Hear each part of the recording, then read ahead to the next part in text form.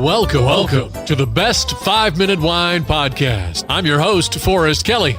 From the seed to the glass, wine has a past. Our aim at the Best 5-Minute Wine Podcast is to look for adventure at wineries around the globe. After all, grape minds think alike. Let's start the adventure. Our featured winery is... We continue our conversation with Richard Turley of Colorado Cellars in Palisades, Colorado. What is a typical day for you? There is no typical day. We work 18-hour days, it seems like. You see, we raise a lot of our own grapes, too. We have about 22 acres of grapes in different varieties, and then we have peach orchards as well. So when we're not at the winery, we're working in those vineyards or orchards. Of course, we have people that work with us, too. But I don't know. A typical day is we're here in the office in the morning, and then we're not. We're either out in the vineyards, or sometimes we're bottling all day, or doing whatever needs to be done. I mean, it is a family-run and owned and operated winery, so we do whatever we need to do, and we're active here every day. 18-hour days, wow. So who all is involved in those 18-hour days? Well, it's just my wife and I running the winery. We have two sons, but they grew up here. They've got their own careers now. So the oldest son actually owns the winery's original brand, which was Colorado Mountain Vineyards. That was the original brand and the name of the winery from 1978 until 1986, at which point Colorado Cellars became another DBA. And quite frankly, that was done because the investors were the ones who were Colorado Mountain Vineyards, and we wanted a clean break with a new brand. I'm not sure if you're aware, but as of 86, you can't really call a winery with a state name anymore or a viticulture name. So we're sort of grandfathered in there. What do you mean by that? Well, it's a federal law. You can't use ABA name in your company name anymore. You can't call a winery California Cellars or Nevada Cellars or anything like that. It's prohibited as of 1986. There's got to be some logic behind that, I guess. Well, I think the logic was, as I understand it, there was an old brand called California Cellars operating out of California, but they were using wine from another country. The BATF felt that it was confusing a customer. That's what most of these laws are supposed to do, is to clear up and make it easier for the customer to understand what they're getting, although I'm not sure if that's always happened. What kind of highlights do you do?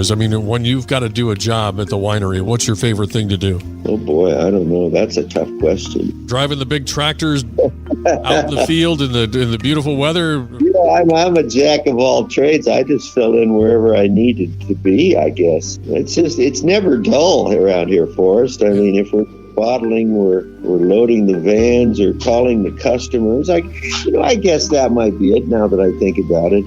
Having been on the road, up until a year ago, I was the one doing all the deliveries and visiting the accounts. So that's probably my favorite part, is still visiting with them once a week. How far away do you go? Well, we do the whole state, so pretty far. So Colorado's a big state. Right, yeah. Your wife, how long have you been married? Wow, let me think. 1981, 41 years, she says. She's signaling me 41 years. And she has always wanted to be a winemaker? Oh, I don't know about that. She jumped right into it, and she does pretty good, I think. We've got a wall full of medals, so something's right. Yes, I see. That might be an understatement. In 2011, Colorado Cellars entered the first Colorado Governor's Cup wine competition. A wall full of medals. Yes, your entire line of 24 wines won a medal. In our next episode, we'll find out more about these award-winning wines. Will somebody answer that phone? It's time, boys and girls, for our listener voicemail. Hi, my name's Brett. I live in Lake Havasu City, Arizona. I'm new to the wine world, and I'm trying to find a nice red wine to go with a filet mignon. Do you have a recommendation? Because filet mignon is so lean, it's often cooked rare to medium rare so that it retains its flavor, its mild flavor. Keep in mind that you don't want a heavy red wine to strip away all of that subtle flavor, so you want a light red wine. So I'd recommend a blended red wine like a Bordeaux. Thank you for your question, Brett. Thank you for listening. I'm Forrest Kelly. This episode of the Best 5-Minute Wine Podcast was produced by iHism.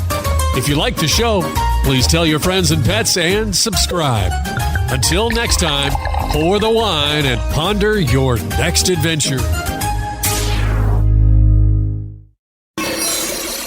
Hi, before you go, we have exciting news. The Best 5 Minute Wine podcast has teamed with a breakthrough technology and added a new feature on our website that's bound to elevate your podcast experience. Here is where we need your help. Trying to remember something from an episode? Don't worry. Search for it, and we will find it for you. Have you ever thought you could just ask questions and chat about the episodes as if you were talking to me? Well, now you can. That's right. Our episodes are now interactive, and they're waiting to have a conversation with you. Jump into a chat with our podcast, and let's get the conversation started. Try it out and tell us what you think. Click on the banner at the top of the website, thebestwinepodcast.com, to try it.